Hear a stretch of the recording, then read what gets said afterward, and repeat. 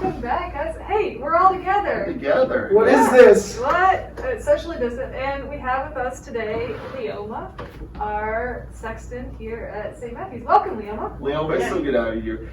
Yeah, I was thinking, you've been here longer than all of us put together. Literally.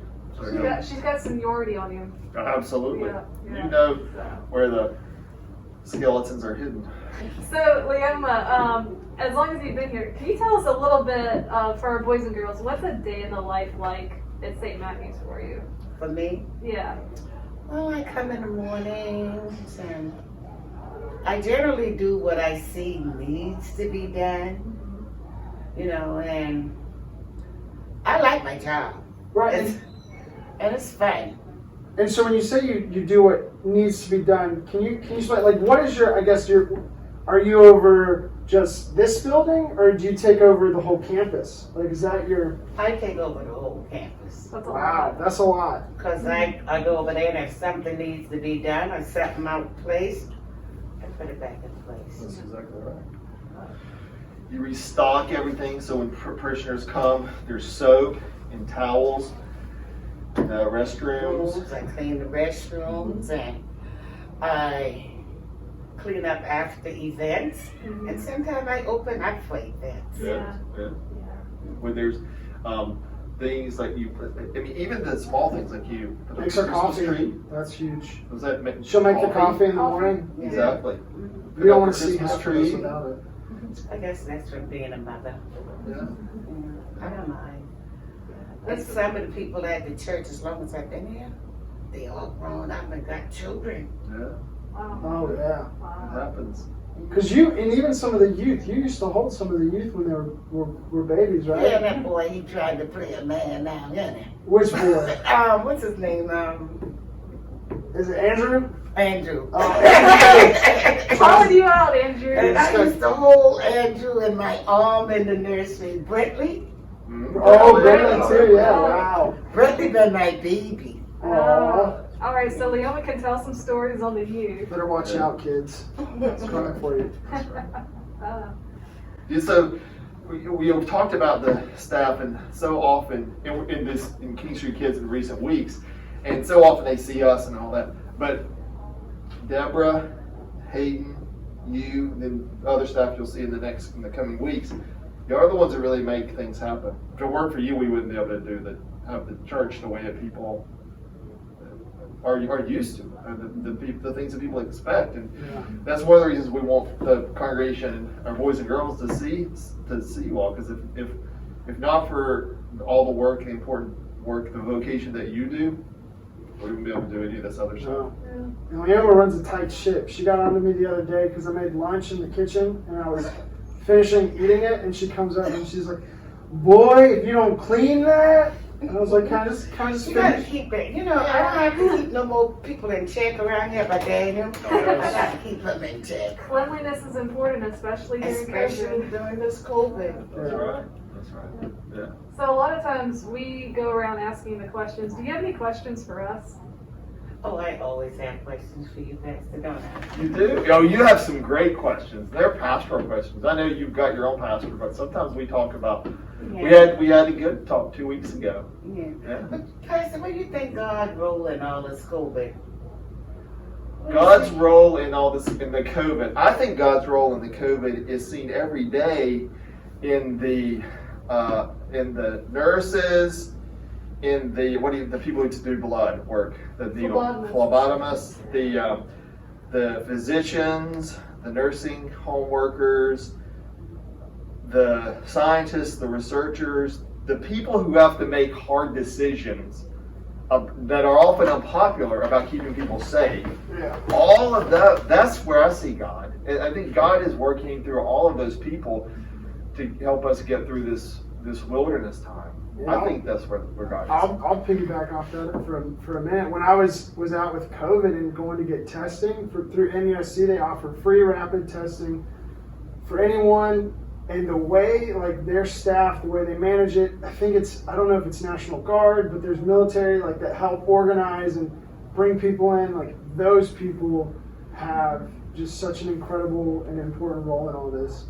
And they're super friendly. I mean, I was there, and and one kid was not excited about the nasal swab and actually opened the car door and tried to bolt, which was funny. Yeah. I wouldn't want to do that either.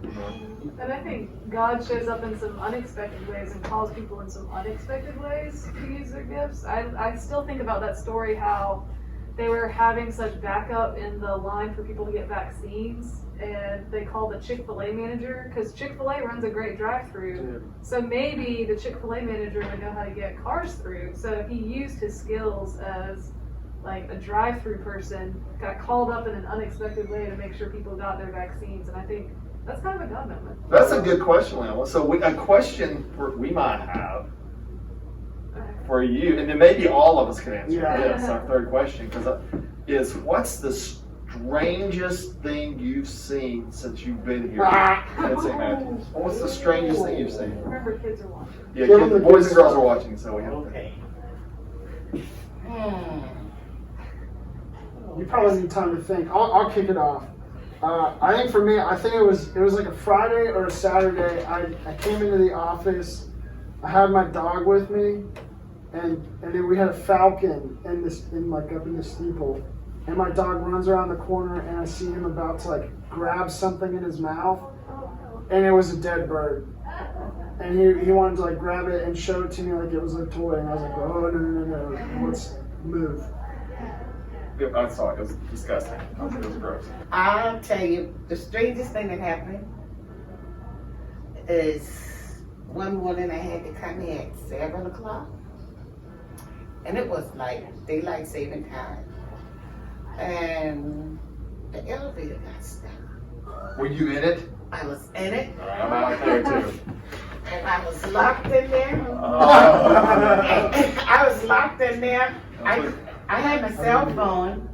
That's why no job could tell me, don't have a cell phone. Right, you need that. You need that. Yeah. I called Margaret Peck. Well, I called Doug first. Doug said, well, Leoma, what are you doing lying in the church 7 o'clock? I said, how am I going to work, Doug? Doug said, I got a key to the church, but I got a key to the outreach. It's like an outreach elevator. So I called Margaret Peck. Yeah.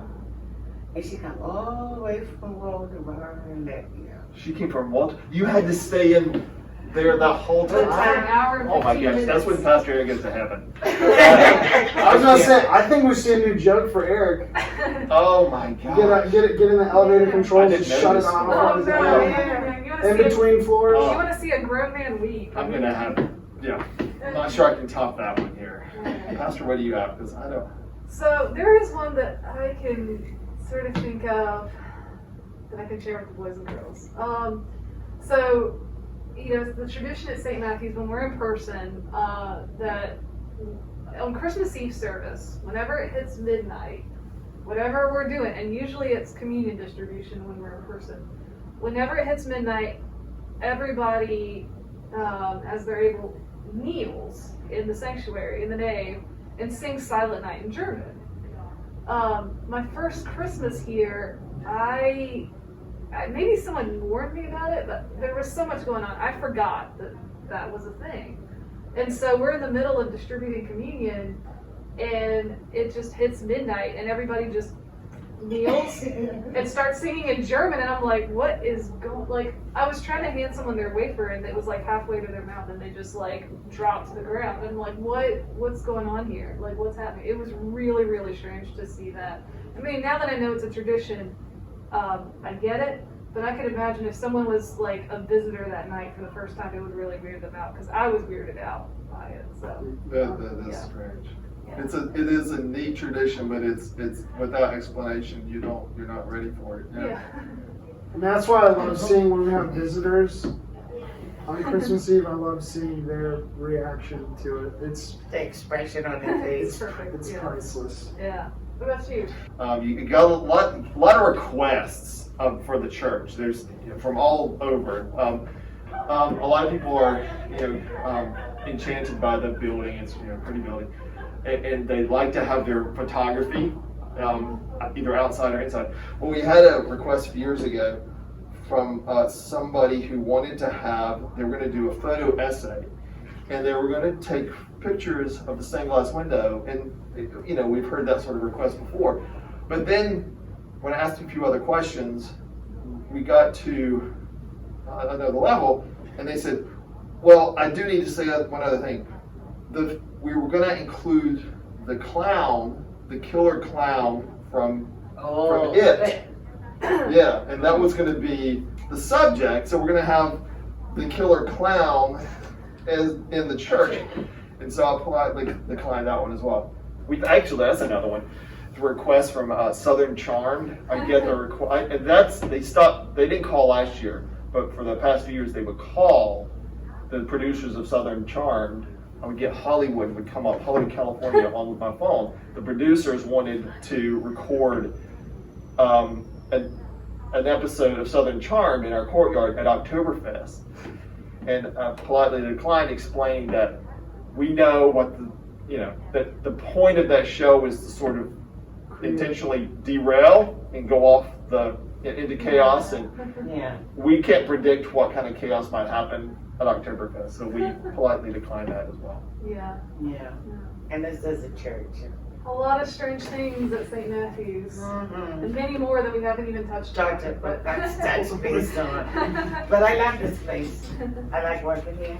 We're glad you're here, Leoma. Yeah. Thank you for all you do. I like being here. Yeah. Like I tell them, but this is my comfort zone. Glad you're here. Well, thanks for joining us today. Yeah, thanks, Leoma. Welcome. Anytime. And we'll be back continuing to interview more staff. So stay tuned. Be well. Bye-bye.